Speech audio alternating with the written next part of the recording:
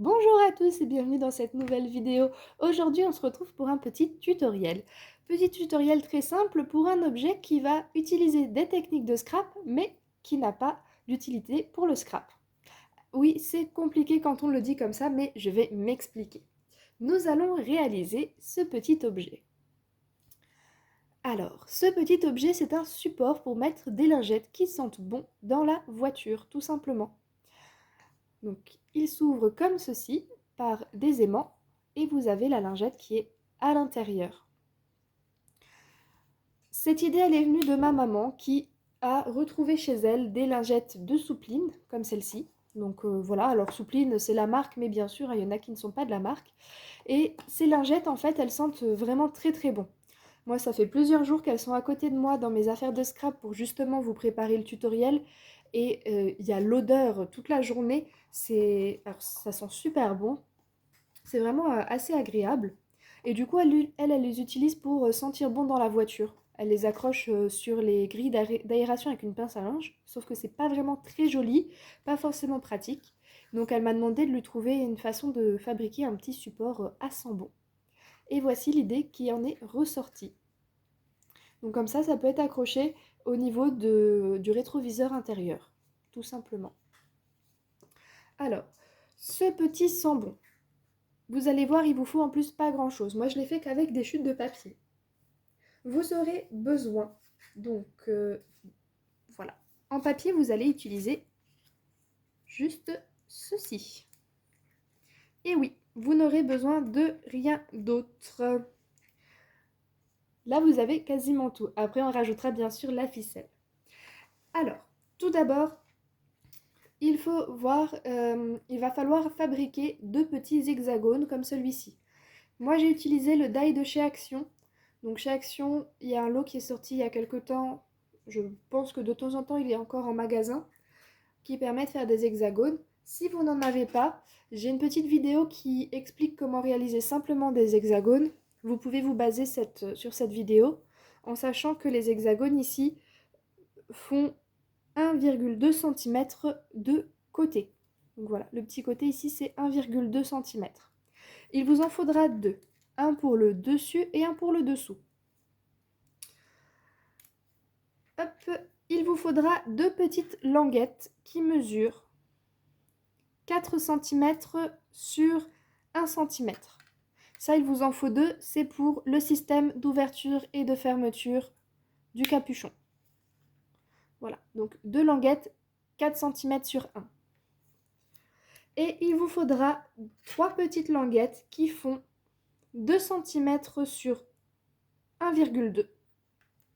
Voilà, donc 2 cm de long sur 1,2 qu'on va venir plier en deux et dont on a coupé les coins. Vous voyez, on a coupé les biseaux. Comme ceci. Voilà, vous avez vos petites languettes, vous la prenez, vous coupez les coins. Pour faire les coins biseautés, c'est pour fixer l'hexagone qui sera en dessous. Et pour finir, le dernier morceau de papier, il vous faut un morceau qui fait 8... Pardon, j'ai eu un petit bug. 8,3 cm. Ah oui, parce que j'ai utilisé une chute sur 8,5. Donc voilà, 8,5 sur 8, c'est 8,2, pardon, je sais pas pourquoi j'ai dit 8,3. 8,2 sur 8,5. Voilà. Ce grand morceau de papier, vous allez partir de la gauche et vous allez faire un pli tous les 1,2 cm, comme ceci. Moi, j'ai déjà fait mes plis à l'avance sur mon massicot, mais un pli en partant de la gauche avec un écart de 1,2. Donc le premier pli se trouve à 1,2 cm, le second pli à 2,4 cm, le troisième à 3,6 cm, le quatrième à 4,8 cm, le cinquième à 6 cm et le dernier à 7,2 cm. Et voilà.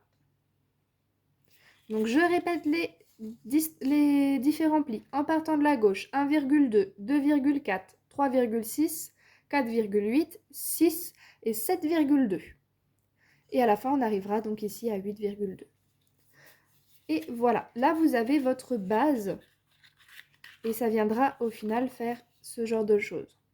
Mais avant, nous allons faire des petits trous parce que comme vous le voyez, il y a des trous. Alors, pour faire ces trous, on met nos languettes de côté. Et voilà. Donc pour faire nos petits trous. Les trous, vous pouvez les faire à la perforatrice. Moi, je vais utiliser la Crop-A-Dile parce que, en fait, je n'ai pas de petite perforatrice à côté de moi. Donc j'utilise la Crop. Mais si vous ne l'avez pas, c'est vraiment pas obligatoire. C'est franchement des trous de perforatrice.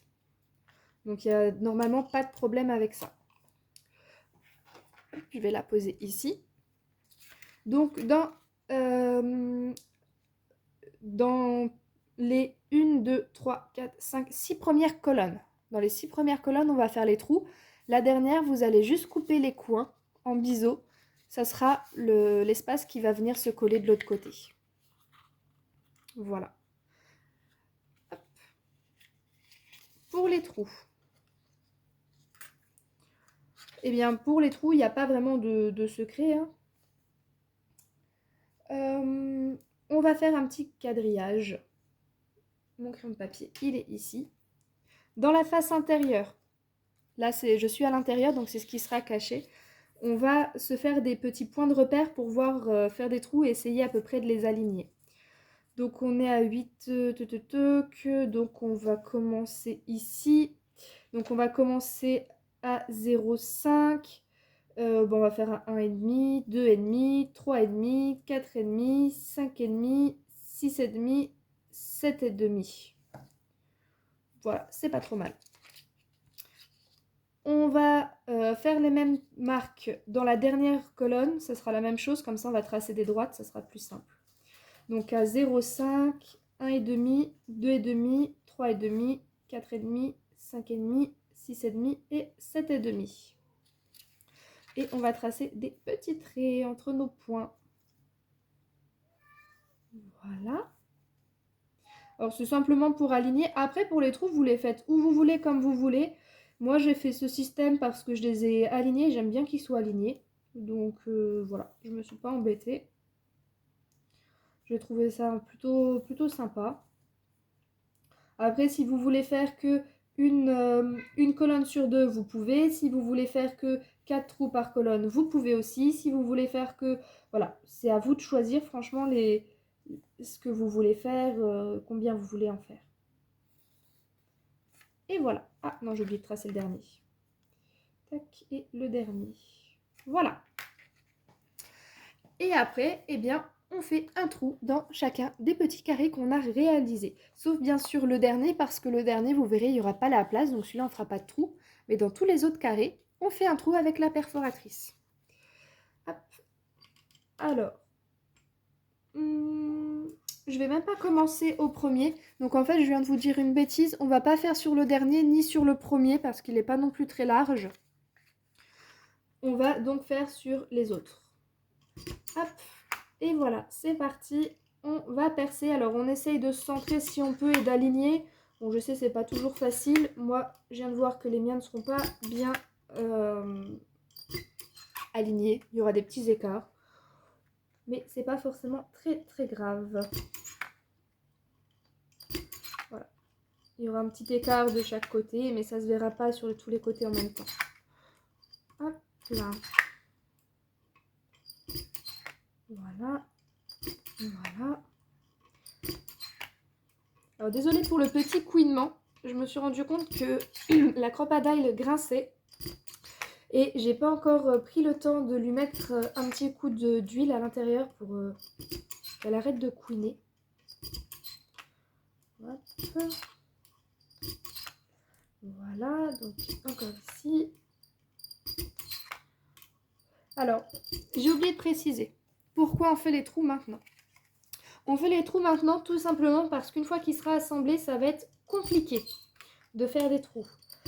Je m'en suis rendu compte, c'est franchement plus pratique de les faire à l'avance et après on assemble le tout.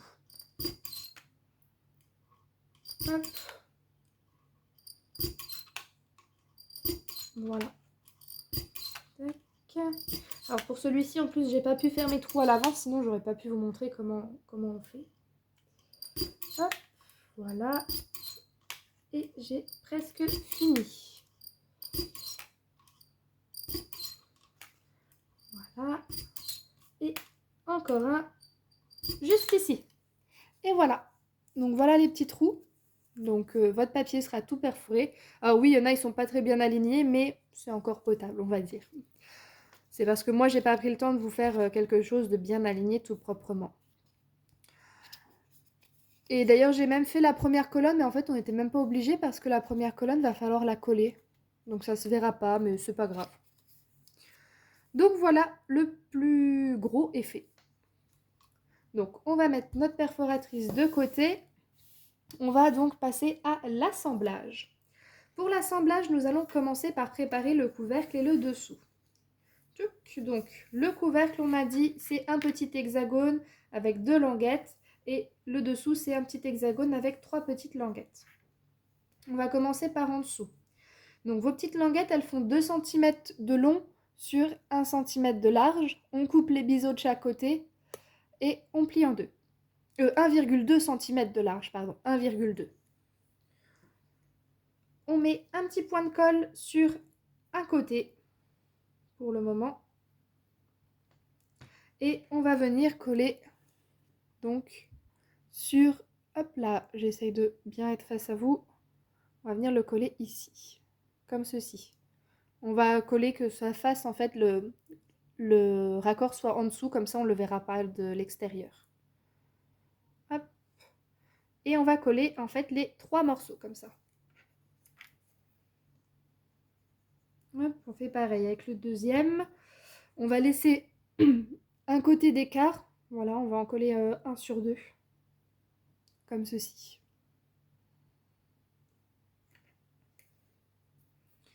Et le dernier. Voilà. Comme ça, on lui laisse le temps de sécher, le temps de coller. Pardon, j'ai un petit peu la voix enrouée. On lui laisse le temps de sécher, le temps de coller les languettes sur le couvercle. Et voilà du coup ce qu'on obtient pour le dessous. On le met de côté. Le dessus. Donc un hexagone et 2 languettes qui font 4 cm sur... combien elles font de large? Celles-ci, elles font 1 cm de large. Donc on les plie en deux au milieu. Voilà. Et voilà. Alors, où est le pli de celui-ci? Hop. Voilà. Et on va venir les coller. Donc de chaque côté également. Donc, une ici et l'autre, elle sera bien entendu collée en face. Et encore une fois, on colle par en dessous pour que cela soit caché. Oui. Hop.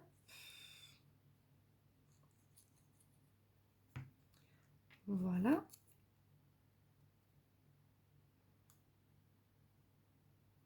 Et de 1.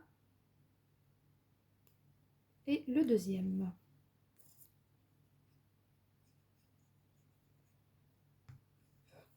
Alors oui, moi je suis toujours un petit peu généreuse en colle, hein, vous le savez, à force de regarder mes vidéos, j'en mets toujours un petit peu beaucoup. Et voilà, pareil, on va le laisser sécher de côté. On reprend cette partie-là. Donc avant de coller ici, nous allons coller au fur et à mesure la partie du dessous. Alors, il n'y a pas de sens, c'est vous qui choisissez le sens que vous voulez. Moi, je vais peut-être laisser l'espace ici où c'est plus petit, je vais le mettre en bas et l'espace plus grand en haut. Voilà, je vais peut-être juste faire ça. Donc, on prend un des petits plis ici, on vient mettre de la colle dessus et on va venir le coller à l'intérieur. Alors, je ne vais pas coller sur le premier, je vais coller sur la deuxième colonne. Puisque sur la première colonne, on va avoir le rabat ici, donc on va venir le coller ici sur la deuxième. On fait en sorte que ce soit bien aligné, bien entendu. Tac, on peut même se mettre dans le sens là, pour être sûr. Et puis, on fait le suivant. Hop, on met de la colle sur le suivant. Et on vient donc commencer à tourner comme ceci. Voilà. Donc vous allez voir, ça va vraiment prendre toute la forme. Oups. Donc on s'assure d'être bien aligné. J'essaye de faire un petit peu pression, c'est le temps que la colle elle prenne. J'ai choisi une colle à prise rapide pour celui-ci, c'est la Cléocolle verte. J'aime beaucoup l'utiliser pour ce qui est minutieux et je trouve qu'elle a une prise vraiment rapide, ce qui nous permet de pouvoir faire plusieurs choses en même temps. Donc là, comme là, entre autres, accrocher, coller, voilà, tout faire. Et le dernier qui vient donc ici.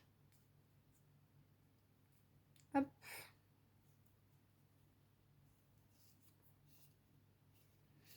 Une fois que le bas est fait, on va venir mettre la colle sur la languette.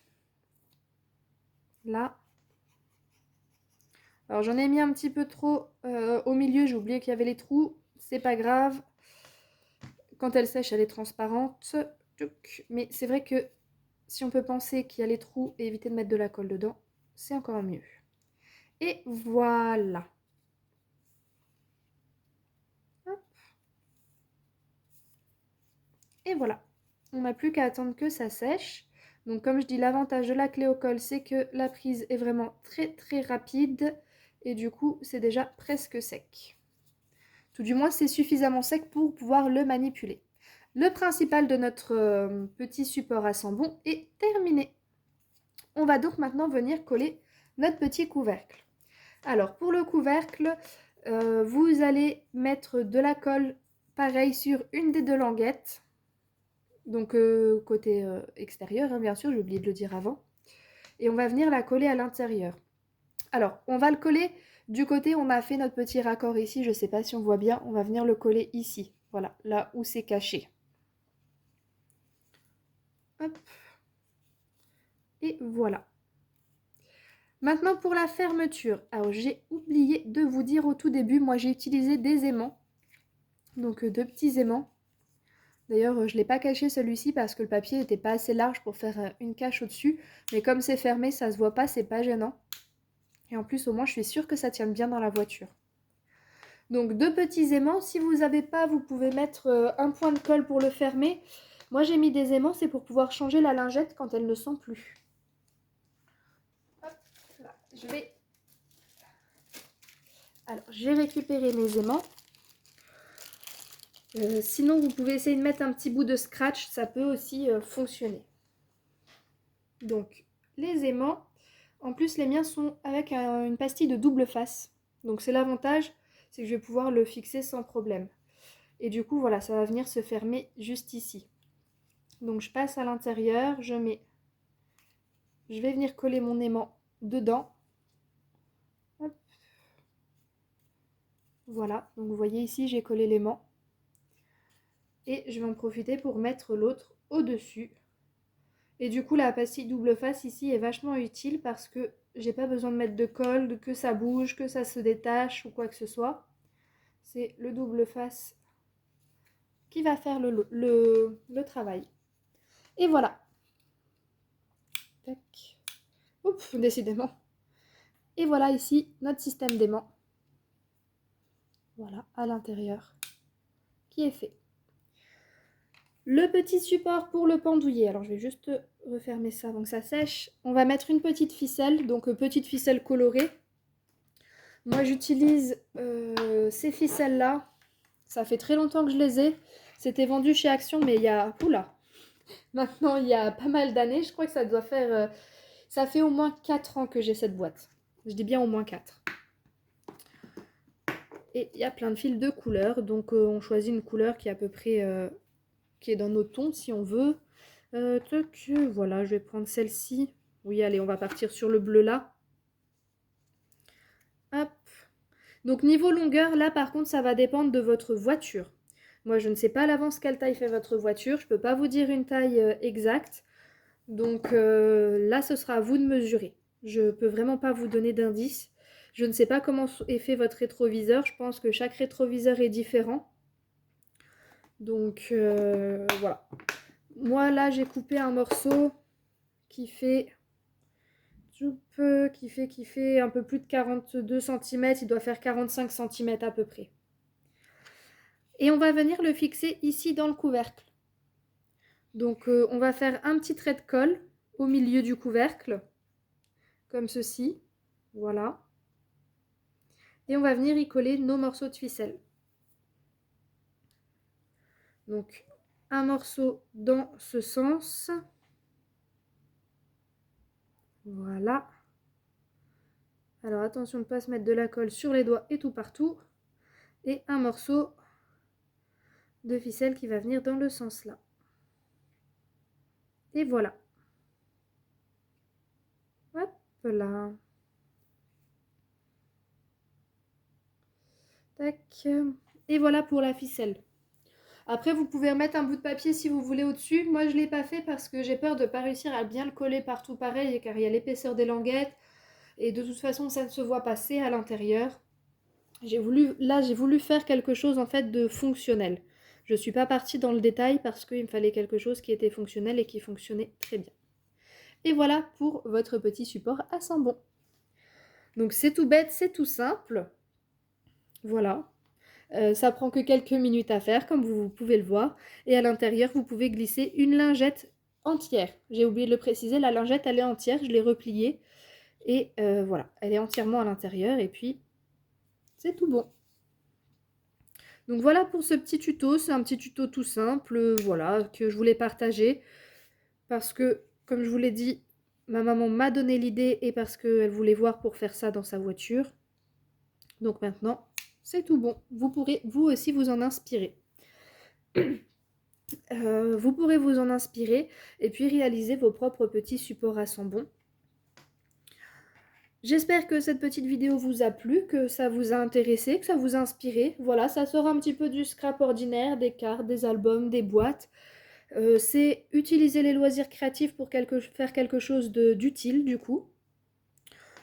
Moi personnellement, je me suis bien amusée à le faire, à trouver l'idée, à faire les mesures, à faire un petit peu un style, un petit format pratique, pas trop gros parce que forcément, faut pas que ça cache la vue non plus, c'est pas le but. Donc voilà, je me suis un petit peu amusée à faire ça. J'espère que cette vidéo vous a plu, que vous aurez pris plaisir à réaliser cette petite création et je vous dis à très bientôt. Bye bye!